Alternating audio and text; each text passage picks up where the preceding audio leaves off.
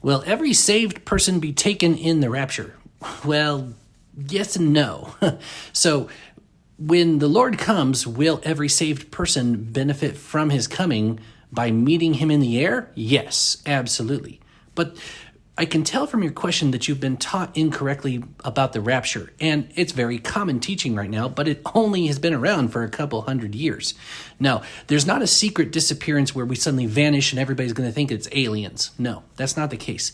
1 Thessalonians chapter 4 is very clear. When you read verses 13 through 18, it clearly is talking about the return of Christ. And there's some things in there that really negate the idea of a secret disappearance. First off, in verse 14, it says, God will bring with him those who have fallen asleep, referring to those who've died. So this negates both soul sleep and the idea of us whisking away to heaven. Because if it's soul sleep and we're just under the dirt somewhere, our soul resting, well, where's he bringing us from?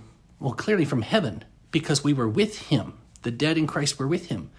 And yet, if God is sending them with Christ, then why would he just whisk us back to heaven? Why wouldn't he just leave them there?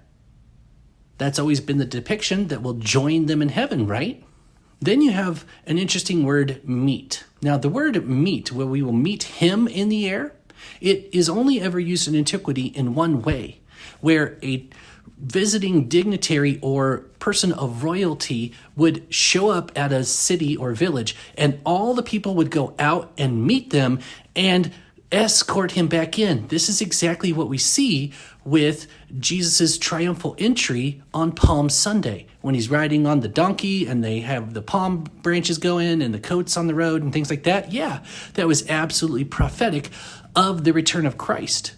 So when in this passage it talks about rising, it's literally talking about the resurrection. That's our hope, not a secret disappearance.